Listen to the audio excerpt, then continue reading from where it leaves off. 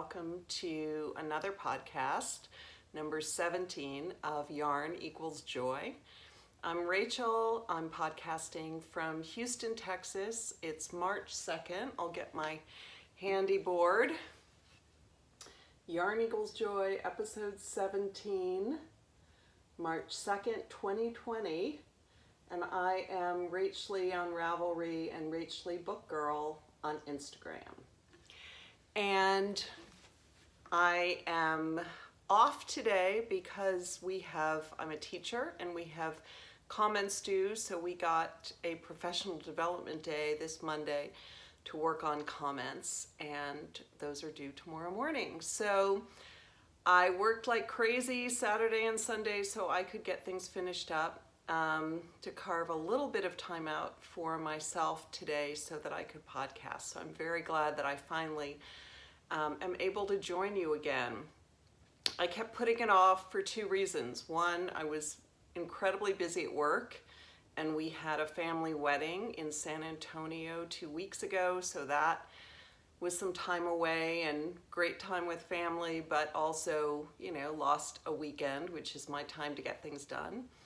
And then the other reason is because I kept thinking that I would have something finished, and surely I wasn't going to podcast until I had something finished. And guess what? I still don't have anything finished. But I decided I missed February altogether. I know it's a short month, but still. And so I thought I would go ahead and take advantage of today and podcast. Before I go any further, I have to say a giant welcome to the new subscribers, most of whom came via Corey in her lovely podcast, I Rock Knits. She's a designer under I Rock Knits, IROC, which is Corey spelled backwards, very clever. And she has a wonderful podcast, which obviously if you came from her, you know about it. But if you didn't somehow come from her, you really need to go check it out because she's incredibly kind and warm, and she's a big reader of audiobooks, and she is an incredibly knowledgeable knitwear designer and just really sweet and fun to watch. So I know you're already watching her, but that's my plug, and that's a thank you. But that wasn't quite sufficient, and this is a podcast about yarn equaling joy. So I thought the best way for me to pay it forward would be to thank all of you for subscribing and all of you who've been with me for all of these 17 episodes. If anybody can say they hung on all that time, I don't know. But I'm going to do a giveaway, and it's going to be a special giveaway, thanking Corey and thanking all of you for watching. So I thought we would do a play on her podcast name, which is IROC, I-R-O-C, Knits, and we would talk about or leave a comment below on YouTube about why you rock. Sometimes we just don't toot our own horns enough, and we're great, and we may do some things not so well, but there are certain things we do really well, and we know what those things are, whether it's giving hugs or knitting, I-cord edging, or helping friends when they're sick, or whatever it is, telling stories, telling jokes, doing magic tricks, cooking lasagna, whatever it is. So I want you to leave a comment below, and all it needs to say is I rock because. Just tell me something you love about yourself, something you do well. And I will pick a random winner and send this gorgeous, springy, beautiful Fawn and the Fox yarn. It is in her Water Lilies colorway, and it looks like the famous painting. And it is on her Magpie base, so it is 75 superwash merino, 20% nylon, and 5% this gorgeous gold stellina, which I don't know if it will come up in the on on the screen, but you can tell that it's a really pretty special skein, and I will send that to the winner. So down below, tell me I rock because, tell me something you do well, something you love about yourself. And I think it'll be fun to read and fun for all of us to read. And thank you, Corey, for inspiring that and for sending some viewers, subscribers my way. I really appreciate it. Okay, so no FOs.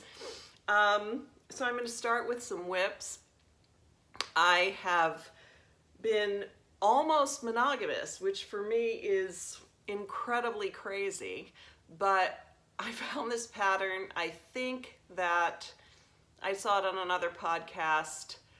I think it's Noble Character Crafts with Amy. I'm not 100% sure, but it was a cool scrappy blanket that I had never seen before.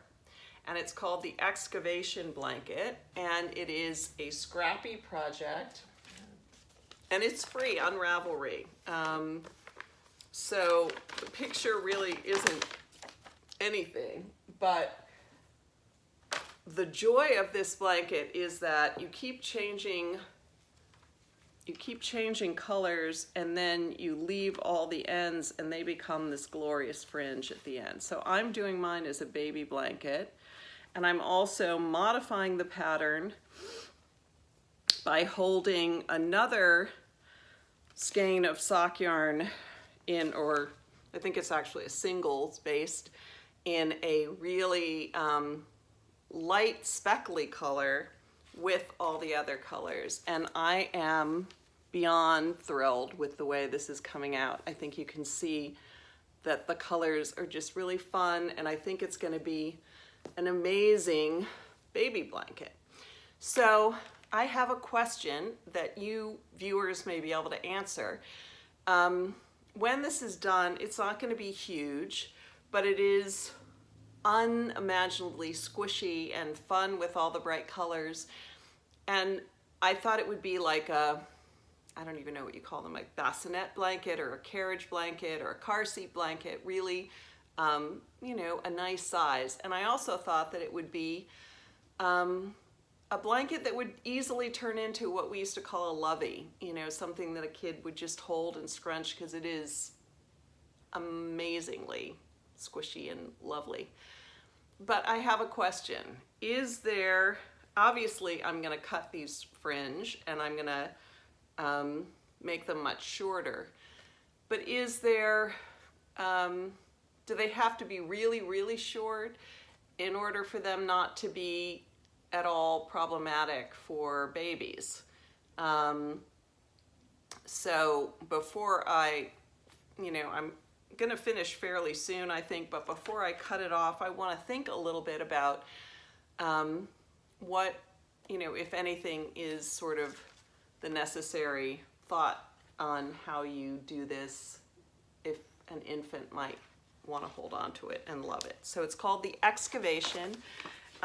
It is by a designer who's obviously, it is by a designer whose name is Jane Pihota. So it's Jane, P-I-H-O-T-A, but she goes by Hip Knitster. So hip, knit, K-N-I-T, zer, Z-E-R. So Hip Knitster is her designer name. And she's got some great patterns, and this one is super simple.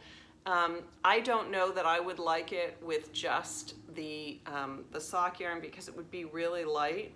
But this is like the perfect blanket weight to me, and I am obsessed with this, and I think I will just make a lot of these, and they're really, really fun, and they would be fun to just hold on to for baby blankets. So that's the Excavation, free on Ravelry, so check it out. Okay, so now we're kind of in blanket mode, and I have an old whip that I've left for a long time. I don't remember the last time I've showed it on the podcast, but it's been a really long time since I picked it up.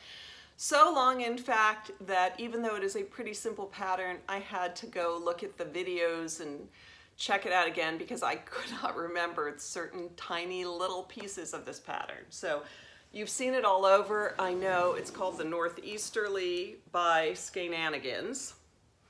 And mine is just a little bit different. It's also going to be a baby blanket, and it is done completely in koigu. And I'm kind of in love with this too. So the koigu minis are, you know, I've been collecting for a while, and they just are so unique in terms of the color changes, and I just think this is going to be really fabulous. It's not a hard pattern at all, and it's really fun, and the koigu colors are really amazing. And for those of you who've watched me for a while, you know that one of my favorite things is to play with color, and this is just a ton of fun. So I don't have any babies in my life at the moment. I do have fun news, not baby news, but one step closer to baby news, fun news, which I will share at the end in other kinds of joy. But I think this pattern is a perfect baby pattern because it just has a really sweet look, and obviously I'm in a scrappy mood. As I said, I'm a color person, so scrappiness is just a really, really fun way to play with color. Okay, so I have two more whips. One I think I talked about on the last podcast, but I don't think I showed it, although I thought I showed it, but now I don't think I did. It is a Stephen West pattern, and it's called Squiggle Wiggle What. And again, I saw this somewhere, and it's kind of a funny pattern in that I didn't realize when I first saw it that it starts out really, really narrow, and then it gets broader as it goes, so that I'm hoping that by the time it's done, it will actually work as a sort of shawl width wrap with just a thinner, you know, point or whatever. But we'll see. That's what I'm hoping. If not, you know, I love my gift knits, and someone will love this for a scarf if they live in a colder climate.